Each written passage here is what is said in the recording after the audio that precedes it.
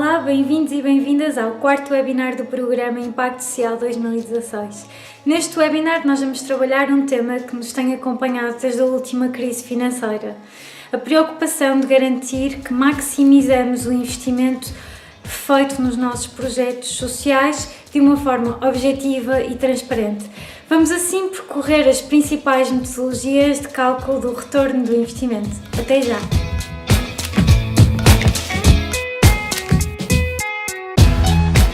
Vivemos numa época em que a prestação de contas e a avaliação de impacto social são cada vez mais valorizadas.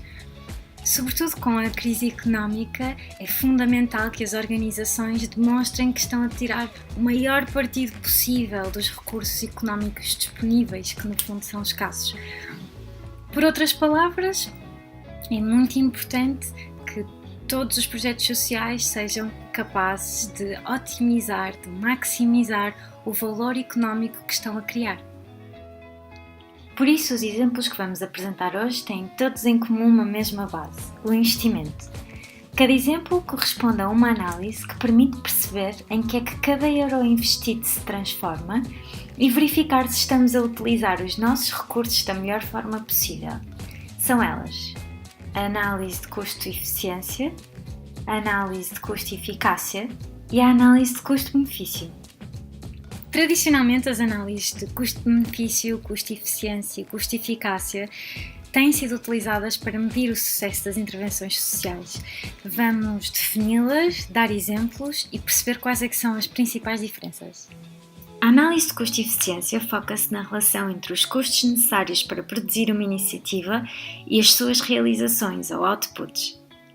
Estas análises são úteis para avaliar o desempenho de uma iniciativa, comparar alternativas com diferentes objetivos e perceber a forma mais eficiente de realizar uma atividade. A principal limitação é que os resultados, ou outcomes, e os custos sociais de uma intervenção não são tidos em conta. Uma outra limitação é que não é correto basear a escolha de um projeto só com base num critério de custo-eficiência. Por exemplo, pode ser necessário suportar um custo administrativo alto para melhorar os resultados de uma intervenção. No entanto, essa pode não ser a alternativa que é mais custo-eficiente, ou seja, a alternativa que mais minimiza os custos e maximiza as realizações.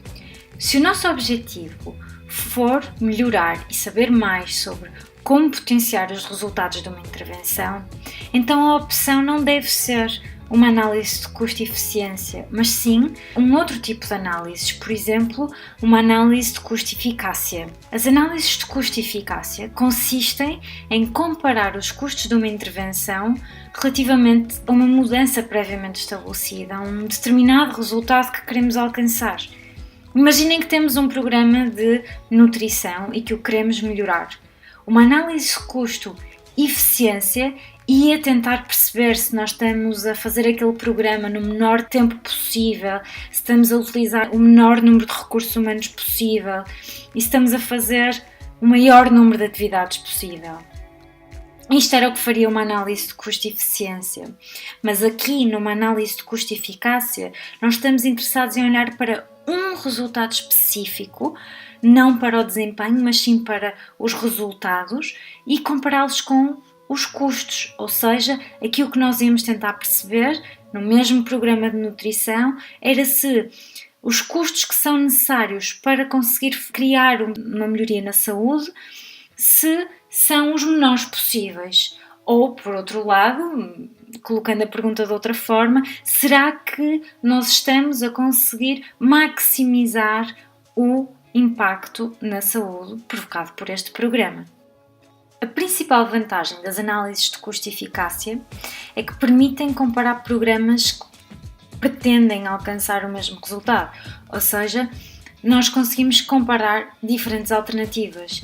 Nós podemos, por exemplo, tentar perceber se o projeto A aumenta mais a saúde do que o projeto B, ou se fazer a atividade XYZ aumenta mais a saúde, melhora mais a saúde do que fazer a atividade EFG.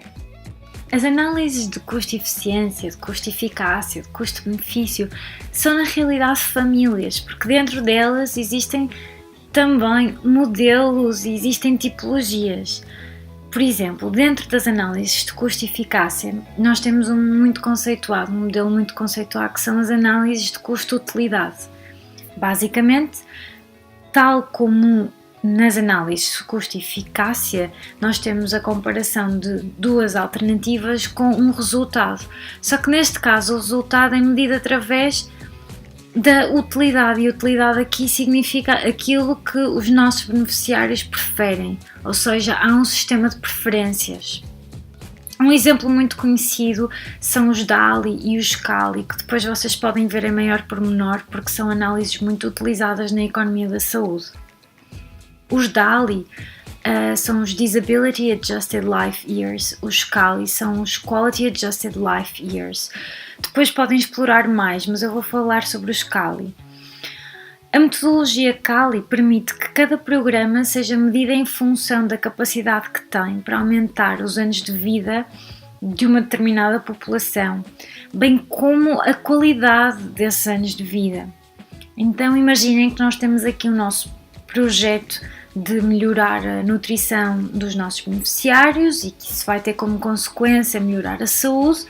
O que nós podemos tentar perceber é qual é que é o investimento necessário para otimizar a longevidade e a qualidade de vida futura destas pessoas. Então, para isso, aplicávamos um estudo CALI que ia contabilizar, no fundo, para cada... Imaginemos que temos a dieta A, a dieta B e a dieta C. Cada uma destas dietas teria um custo e ia gerar um determinado impacto nos anos de vida das pessoas. Então nós podemos comparar qual destas dietas é que tem um rácio mais eficaz, ou seja, com os mesmos custos consegue aumentar mais os anos de vida, ou por outras palavras, qual é que para atingir um determinado número de anos de vida precisa de menos custo. Este tipo de avaliação é a avaliação CALI, que está então dentro das análises de custo-utilidade, que por sua vez são análises de custo-eficácia. Vamos agora falar um bocadinho sobre algumas vantagens e desvantagens das avaliações com base em custo-eficácia. Este tipo de análise tem uma grande vantagem, que é o nível de rigor e também o volume de recursos envolvidos, porque nós estamos a falar só de avaliar um resultado muito específico. Neste caso estávamos a falar da saúde e mais especificamente nos CALI estávamos a falar sobre o nível de anos de vida e qualidade dos anos de vida que é conseguido. Agora, a questão é que existem muitos outros resultados. Um programa social normalmente tem vários resultados e também tem muitas partes interessadas que recebem benefícios. E é aí que nós começamos a falar da análise de custo-benefício.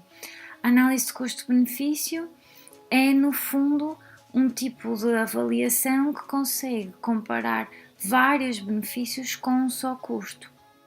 E também suprimir algumas outras desvantagens das análises de custo-eficácia. Nós vimos que as análises de custo-eficácia, por exemplo, deixariam de parte outros resultados além da saúde, e podemos falar, por exemplo, de aumentos de produtividade ou aumentos de autoestima em resultado do nosso programa de nutrição. E também deixaria algumas partes interessadas, alguns stakeholders de parte. Se nós temos um programa de nutrição, é natural esperar que a família mude alguns dos seus comportamentos, ou que os colegas de trabalho ou que os colegas de escola mudem comportamentos e esses comportamentos se reflitam numa maior performance das instituições, porque podemos estar a falar na escola ou então na empresa em que os familiares ou os colegas trabalham. Portanto, há vários stakeholders e as análises de custo-benefício conseguem, evidentemente, com o maior consumo de recursos, normalmente, mas conseguem estender o espectro de avaliação até aí, até essas diferentes fontes de benefício. Agora, Uma outra vantagem das análises de custo-benefício, por oposição às análises de custo-eficácia, é que nós conseguimos, nas análises de custo-benefício, captar o valor, ou seja, conseguimos mensurar o valor dos benefícios e compará-lo com os custos numa mesma unidade. Nós, se olharmos para os anos de vida, o número de anos de vida, não está expresso na mesma unidade de que os custos, porque os custos estão expressos em euros. Aqui a ideia é tentar perceber qual é que é o valor dos benefícios que nós estamos a criar, qual é que é o valor de gerar mais produtividade, qual é que é o valor de gerar mais saúde. Se calhar, se nós gerarmos mais saúde, estamos a poupar em camas de hospital, ou estamos a fazer com que esta pessoa vá menos vezes ao médico ou consuma menos medicamentos. Se aumentarmos a produtividade, estamos a fazer com que existam poupanças, não é? Existam poupanças porque estamos a fazer o mesmo trabalho, mas com menos esforço. Depois existem também outro tipo de resultados, um bocadinho mais intangíveis, mas que com outros métodos que hoje não vamos falar aqui, também conseguimos medir, como por exemplo a autoestima. O muito simples seria pensar que nós temos mais autoestima, se calhar escusemos de ir ao psicólogo ou temos menos necessidade de fazer outro tipo de coisas que também são dispendiosas. Embora haja, como eu vos digo, há outros métodos de calcular o valor deste tipo de mudanças um bocadinho mais intangíveis. Mas acima de tudo a ideia é que, por oposição às análises de custo e eficácia, as análises de custo-benefício dão-nos esta possibilidade de monetizar e de fazer comparações com os custos muito mais diretas, muito mais precisas. Neste slide podemos ver o rácio do retorno social do investimento. Na parte superior temos os benefícios, na parte inferior temos os custos. Os benefícios podem ser mais tangíveis, como a produtividade, que é mais fácil de calcular. Nós sabemos que um aumento de produtividade representa poupança, por exemplo, poupança de tempo pode ser convertida em salários. E temos também benefícios mais intangíveis, como a autoestima que já falamos. A parte dos custos. Nos custos temos custos monetizados, custos que nós já conseguimos calcular facilmente, que são os custos financeiros do programa, mas também podemos ter outro tipo de custos, como o apoio voluntário ou doações em género, que também são convertidas em valores económicos para que sejam comparadas com os benefícios, tanto os tangíveis como os intangíveis. Esta análise, a análise SROI, ela vai ser utilizada na prototipagem do Programa Impacto Social 2016. E porquê? Porquê é que nós estamos a utilizar este tipo de abordagem? Essencialmente porque o foco no retorno do investimento é uma oportunidade para as organizações de todos os setores estarem mais conscientes e serem mais capazes de otimizar o valor social que acrescentam. Nós percorremos ao longo desta série de webinars vários métodos e várias técnicas e todas elas têm as suas funções e variam. Não podemos dizer que há técnicas melhores do que outras no abstrato. Há técnicas que se adequam mais aos nossos objetivos, aos nossos recursos, àquilo que queremos compreender do que outras. Acima de tudo, o importante é termos presente que a orientação para o impacto social é uma tendência nascente, que traz consigo uma série de debates técnicos que nós, nesta série de webinars, procuramos simplificar, desde já digo-vos com todo o risco que isso implica. A validade do SROI reside, acima de tudo, em ser uma abordagem que responda às principais perguntas que a atual conjuntura obriga, e são elas: perceber quem é que muda em função da nossa atividade, o que é que muda em função da nossa atividade, como é que isso muda, em quanto é que muda, que parte dessa mudança é que é causada por nós, quanto tempo é que essa mudança dura, qual é que é a importância dessa mudança para as pessoas que beneficiam dela, qual é que é o custo da nossa atividade. Seja qual for a metodologia de avaliação de impacto ou de maximização do valor social que estejam a pensar escolher, aconselhamos a que verifiquem sempre até que ponto é que essa metodologia responde a estas questões que elencamos aqui. Bem, Terminou assim o ciclo de 4 webinars do programa Impacto Social 2016, mas podem crer que nós adoramos esta aventura e que queremos mais, por isso esperamos por vocês em setembro. Até lá!